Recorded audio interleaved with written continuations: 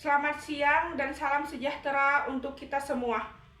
Pertama, marilah kita panjatkan puji syukur kehadirat Tuhan Yang Maha Esa atas segala rahmat dan karunia-Nya, sehingga kita semua dapat berkumpul dalam keadaan sehat pada kesempatan yang berbahagia ini. Tak lupa juga salawat serta salam semoga tercurah kepada junjungan kita Nabi Muhammad SAW beserta keluarganya. Yang saya hormati Bapak dan Ibu serta teman-teman yang saya banggakan. Pada kesempatan hari ini, saya akan membawakan sebuah pidato yang berjudul Bijak Bermedia Sosial di Era Digital. Saat ini, di tahun 2026, era digital bukan lagi hanya sekedar bumbu dalam kehidupan, akan tetapi telah menjadi sebuah kebiasaan bagi kita semua. Bangun tidur, membuka sosial media. Sebelum tidur, membuka sosial media. Tidak ada hentinya kita membuka media sosial dari berbagai platform yang kita miliki untuk berkomunikasi, serta mencari informasi sampai di mana kita mengekspresikan diri dengan mudah. Namun, pernahkah kita bertanya pada diri sendiri, apakah kita sudah menggunakan media sosial secara baik?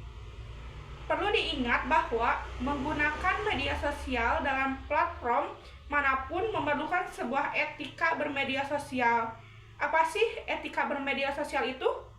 Sederhananya, etika bermedia sosial adalah sebuah aturan yang tidak tertulis tentang bagaimana kita bersikap atau berperilaku di dunia digital agar tetap sopan, bertanggung jawab, lebih manusiawi, dan tentu saja tidak merugikan orang lain. Karena walaupun media sosial bersifat virtual, akan tetapi dampaknya tetap nyata dan sangatlah nyata pada kehidupan. Hadirin yang saya hormati, jika tidak adanya etika dalam bermedia sosial, akan menjadi tempat yang tidak baik dan tidak nyaman.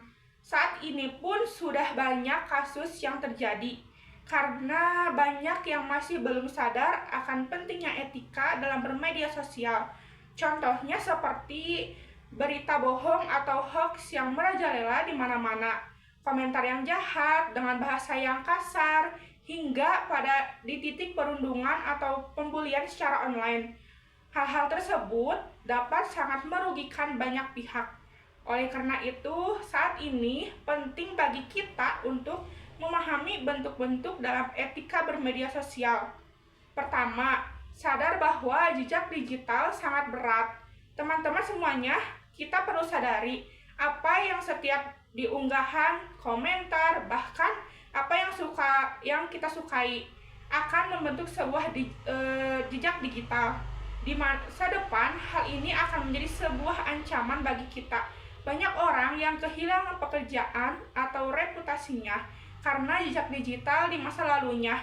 Maka dari itu, etika pertama adalah perlu berpikir terlebih dahulu sebelum mengetik, memposting, bahkan menyukai sesuatu.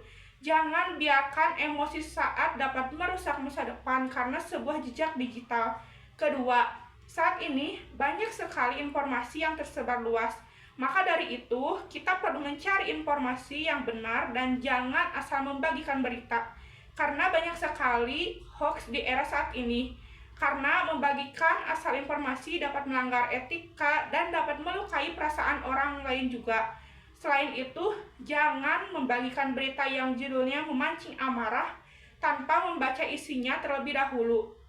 Dan ketiga, karena kita tidak bertatap muka secara langsung, kita merasa bebas untuk mencaci maki orang lain di kolom komentar dan menyepelekan mereka. Padahal di balik akun yang kita komentari itu adalah manusia biasa, seperti kita yang dapat merasakan sakit hati juga secara nyata. Berkomentarlah yang baik. Jika memang tidak bisa berkomentar baik, maka hindari untuk berkomentar apapun, apalagi sampai merasa perilaku cyberbullying dan doxing. Dan yang keempat, hargai hak dan privasi. Kita perlu menghargai sebuah batasan, jangan sampai mengumbar data pribadi sendiri secara berlebihan dan juga jangan sekalipun menyebar data orang lain tanpa seizin mereka. Selain itu, hargailah karya orang lain baik foto atau video. Jangan asal mengambil tanpa seizin mereka, karena ide itu mahal. Nah, teman-teman yang saya banggakan, serta Bapak dan Ibu yang saya hormati, etika bermedia sosial bukanlah tentang sebuah aturan, akan tetapi sebuah tanggung jawab kita sebagai individu dan sebagai manusia yang hidup serta memiliki kesadaran penuh untuk membuat sebuah dunia digital seharusnya menjadi tempat yang nyaman, aman, dan saling mendukung satu sama lain, bukan digunakan sebagai tempat untuk saling menyakiti atau menjatuhkan satu sama lain. Sebagai generasi muda, apalagi Gen Z nih ya, kita perlu memiliki peran yang sangat penting dalam menciptakan sebuah lingkungan digital yang positif. Gunakanlah media sosial untuk hal-hal yang bermanfaat seperti berbagi ilmu, menyebarkan inspirasi, dan mendukung sesama. Jadilah pengguna media sosial yang cerdas, kritis, dan bertanggung jawab. Ingatlah selalu bahwa apa yang kita lakukan di dunia digital ini mencerminkan atau sama dengan kepribadian kita di dunia nyata. Dengan selalu menerapkan etika bermedia sosial, kita tidak hanya menjaga diri sendiri, tetapi menjaga dan menciptakan ruang digital yang aman dan nyaman bagi semua orang.